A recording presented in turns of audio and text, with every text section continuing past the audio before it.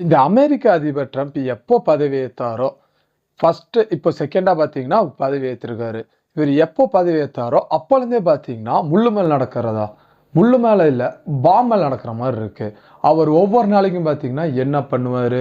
ஏது பண்ணுவாரு? இல்ல எ எ என்ன சொல்ல போறாரு?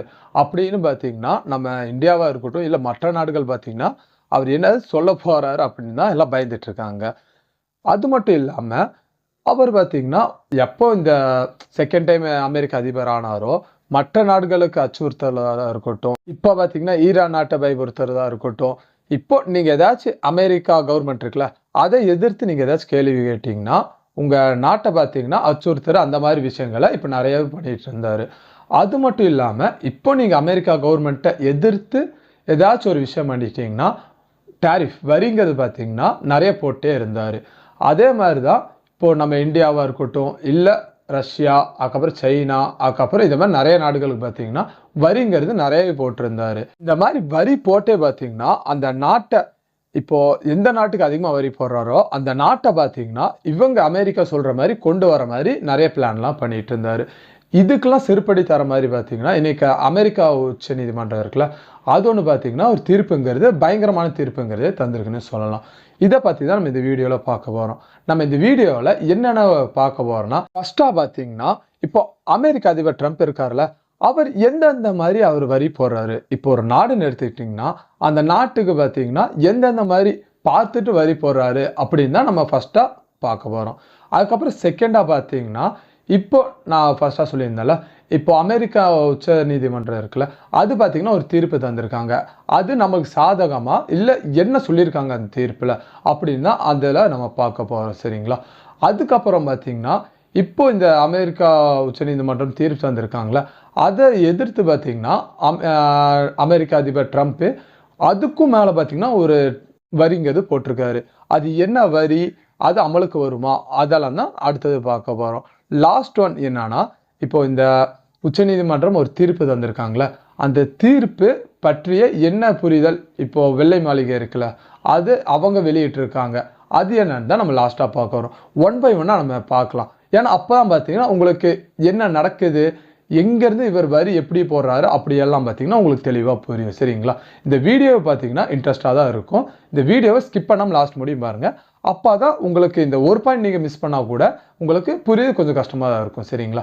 சரி வாங்க, இப்போ டைம் வேஸ்ட் பண்ணாம நம்ம வீடியோக்குள்ள போய் பார்க்கலாம். First point. இப்போ ஃபர்ஸ்ட்டா பார்த்தீங்கன்னா, அமெரிக்க அதிபர் ட்ரம்ப் எப்படி வரிங்கிறது போடுறாருன்னா, இப்போ ஒரு நாடுக்கு பார்த்தீங்கன்னா, இப்போ எல்லா நாட்டுக்கும் வரிங்கிறது மாத்தி மாத்தி தான் போடுறாரு. இப்போ இந்தியாவுக்கு பார்த்தீங்கன்னா, ஃபர்ஸ்ட்டு 25% போட்டிருந்தாரு. இப்போ ரஷ்யாவ எடுத்துருந்தீங்கன்னா, 75ல 100% முடியும் போட்டிருந்தாரு. இப்போ சைனாவ எடுத்துருந்தீங்கன்னா, அதுக்கு 100லேருந்து 150, 120 அந்த மாரி பெர்சன்டேஜ்ல பார்த்தீங்கன்னா, ஒவ்வொரு நாட்டுக்கு ஒவ்வொரு விதமா போட்டுருந்தாரு.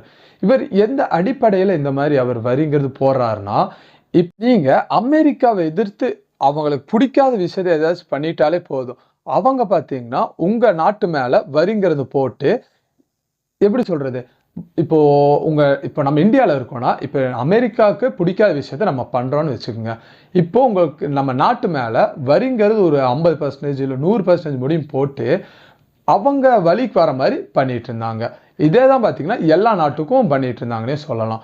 அடுத்த இது பார்த்தீங்கன்னா, இப்போ ஒரு நாட்டுல இப்போ அமெரிக்கா பொருட்கள நீங்க இறக்குமதி பண்ணும்போது, எவ்வளோ பெர்சன்டேஜ் வரி போடுறீங்களோ, அந்த பெர்சன்டேஜ பார்த்தீங்கன்னா, அமெரிக்கா நாட்டுக்குள்ள இப்போ நம்ம இந்தியா பொருள எடுத்துக்கிட்டீங்கன்னா, இப்ப இந்தியாவுல நம்ம ஏதாச்சும் விளைவிச்சு, இப்போ அமெரிக்காவுக்கு பார்த்தீங்கன்னா, இறக்குமதி ஏற்றுமதிங்க நம்ம இந்தியாவிலேருந்து பண்ணிட்டு இருக்கோம். இப்போ அமெரிக்கால இறக்குமதி பண்ணும்போது, இப்போ நம்ம இந்தியால அமெரிக்கா பொருள இறக்குமதி பண்ணும்போது, எவ்வளோ நம்ம வரிங்கிறது போடுறோமோ, அதே அளவுக்கான வரியும் பார்த்தீங்கன்னா, அமெரிக்கால போட்டுட்டு இருந்தாங்க. இப்போ இந்த 2 டைப்ல தான் பார்த்தீங்கன்னா, அமெரிக்க அதிபர் டொனால்ட் ட்ரம்ப் இருக்காருல்ல, அவரு பார்த்தீங்கன்னா, வரிங்கிறது போட்டுட்டு இருந்தாருன்னு சொல்லலாம்.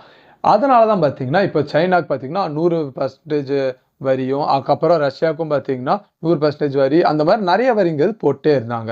ஏன் நம்ம இந்தியாவுக்கே எடுத்துட்டீங்கன்னா, ஃபர்ஸ்ட்டு பார்த்தீங்கன்னா 25% வரிங்கிறது போட்டிருந்தாரு. இப்போ அவர் 25% இப்போ நம்ம இந்தியாவுக்கு மேல வரி போட்டாரு. நீங்க போய் அவர் கூட உட்கார்ந்து பேசணும்.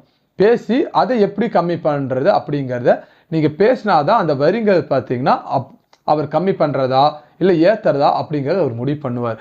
நீங்க ஒண்ணும் பேசாம இருந்தீங்கன்னா, அதுக்கு மேல ஒரு 25% அதிகமா தான் போடுவார் தவிர, கம்மிங்கிறது பண்ண மாட்டாரு.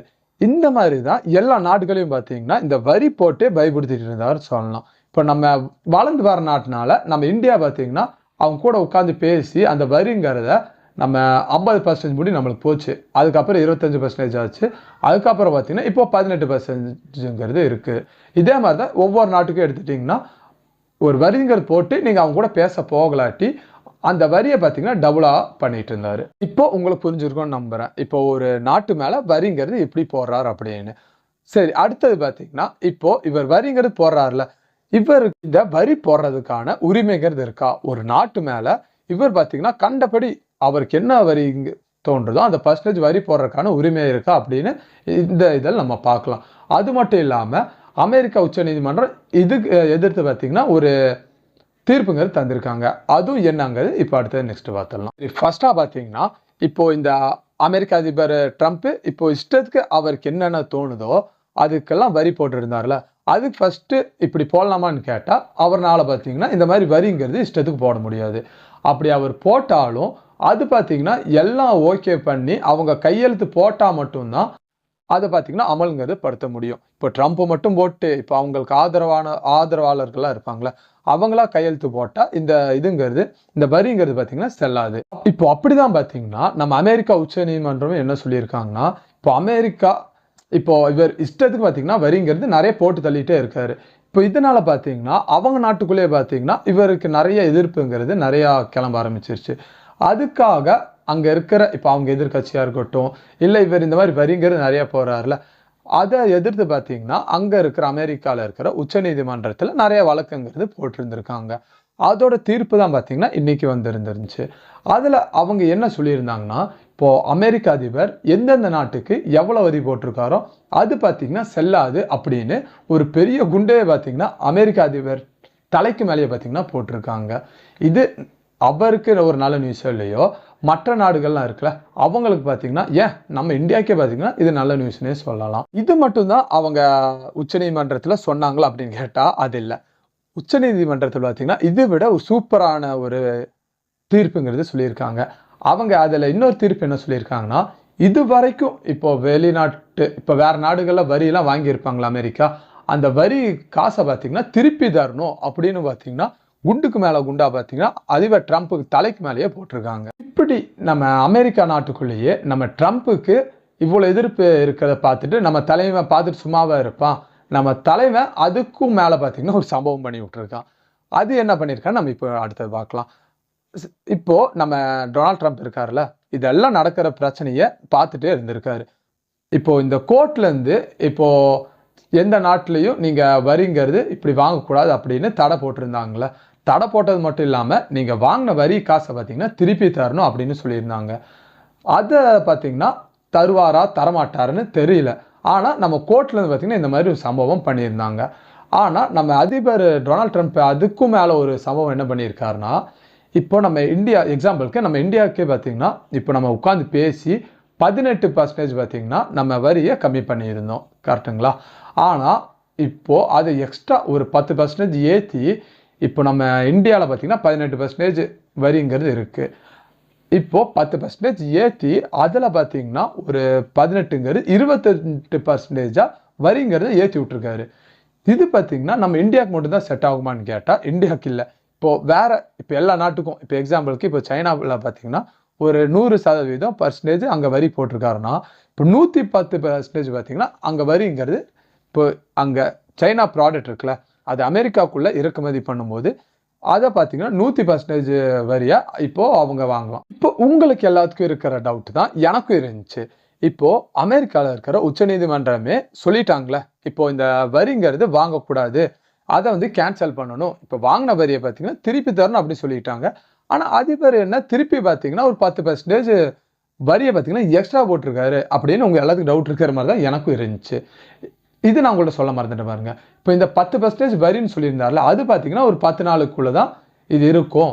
அதுக்கப்புறம் இதெல்லாம் பார்த்துட்டு அதுக்கப்புறம் தான் நாங்கள் அமல்படுத்துவோம் அப்படின்னு பார்த்தீங்கன்னா நம்ம தலைவன் டொனால்ட் ட்ரம்ப் சொல்லியிருக்காரு. சரி, அடுத்து நம்ம டாபிக் உள்ள வரலாம். இப்போ இந்த உச்சநீதிமன்றத்தில் அவங்க சொல்லியிருந்தாங்களே இந்த மாதிரி நீங்கள் வரிங்கிறது வாங்கக்கூடாது அப்படின்னு அது தொடர்பாக நம்ம வெள்ளை மாளிகையில் பத்திரிகையாளர்களை பார்த்தீங்கன்னா வெள்ளை மாளிகை அதிபர்களை சந்திச்சிருக்காங்க.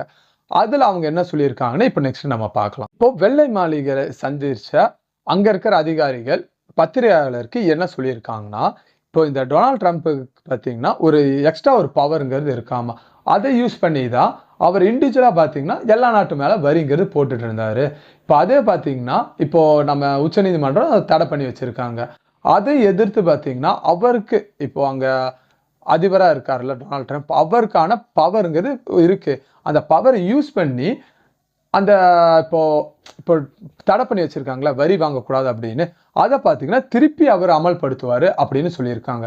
அது மட்டும் இல்லாமல் இந்த 10% இப்போ எக்ஸ்ட்ரா வேற போட்டிருக்காருல, அதையும் பார்த்தீங்கன்னா கூடிய சீக்கிரமே அமல்படுத்துவாங்க அப்படின்னு இப்போ நம்ம உச்சநீதிமன்றம் டொனால்ட் ட்ரம்ப் தலை மேல 2 குண்டு தான் போட்டாங்க. ஆனா இந்த வெள்ளை மாளிகை அவங்க கொடுத்த பேட்டியில பார்த்தீங்கன்னா நம்ம மேல இருக்கிற பெரிய குண்டு என்னவோ அதை பார்த்தீங்கன்னா நம்ம தலைமையிலேயே போட்டாங்கன்னு சொல்லலாம். இது பார்த்தீங்கன்னா இப்போ இந்த உச்சநீதிமன்றத்தில் ஒரு தீர்ப்புங்கிறது தந்திருக்காங்களே, அதை பற்றின இது அமல்படுத்தலாமா இல்லை வேணாமா அப்படிங்கிற இனி என்ன அதை கன்ஃபார்மாக இனி என்ன நியூஸுங்கிறது இனி வரல. அவங்க பார்த்தீங்கன்னா இப்படி ஒரு தீர்ப்பு தந்திருக்காங்க. இப்போ இதை எதிர்த்து தான் இப்போ டொனால்ட் ட்ரம்ப்ங்கிறது பார்த்தீங்கன்னா அவர் அப்பவே நெக்ஸ்ட் டே பார்த்தீங்கன்னா ஒரு பேட்டியில் இந்த மாதிரிலாம் சொல்லியிருந்தாரு. இப்போ இந்த வரிங்கிறது நம்மளுக்கு ரத்தாகுமா இல்லை ரத்தாகாதா இல்லை என்னங்கிறது இன்னும் நம்மளுக்கு ஒழுங்காக ஒரு கிளாரிஃபிகேஷன் நம்மளுக்கு கிடைக்கல. அப்படி நம்மளுக்கு கிடைக்கும் போது அதுக்கு பார்த்தீங்கன்னா இன்னொரு வீடியோவை நான் உங்களுக்கு அது போஸ்ட் பண்ணி சொல்கிறேன். இப்போ இந்த உச்சநீதிமன்றம் இப்படி ஒரு தீர்ப்புகள் தந்தாங்களே, அதனால நம்ம இந்தியாவுக்கு என்ன பயனாச்சு அப்படிங்கிறது இப்போ நம்ம அடுத்து நெக்ஸ்ட் பார்க்கலாம். இப்போ இந்த உச்சநீதிமன்றம் இப்படி ஒரு தீர்ப்பு தந்தோடனே நம்ம ஷேர் மார்க்கெட்டு பார்த்தீங்கன்னா இப்போ நம்ம நிஃப்டி இருக்குல்ல, அதெல்லாம் பார்த்தீங்கன்னா ஒரு 3% பார்த்தீங்கன்னா உயர்ந்திருக்கு அப்படின்னு இந்த பங்குச்சந்தை வல்லுநர்கள்லாம் இருப்பாங்களே அவங்க பார்த்தீங்கன்னா ஒரு இது சொல்லியிருக்காங்க. அது மட்டும் இல்லாமல் இந்த வரி குறைப்பால் இப்போ நம்ம திருப்பூரில் இருக்கிற மேனுஃபேக்சரிங் இதெல்லாம் பார்த்தீங்கன்னா இப்போ நல்லா இப்போ ஒரு பூஸ்ட் ஆயிருக்கு அப்படின்னு சொல்கிறாங்க. இப்போ திருப்பூர் மட்டும் இல்லாமல் நம்ம இந்தியாவில் இருக்கிற எல்லா செக்டாரும் பார்த்தீங்கன்னா இப்போ நல்லா பர்ஃபார்ம் பண்ணுறதுக்கு வாய்ப்புங்கிறது நிறையா இருக்குது அப்படின்னு நிறையா நியூஸ்லேருந்து சொல்லிட்டு இருக்காங்க.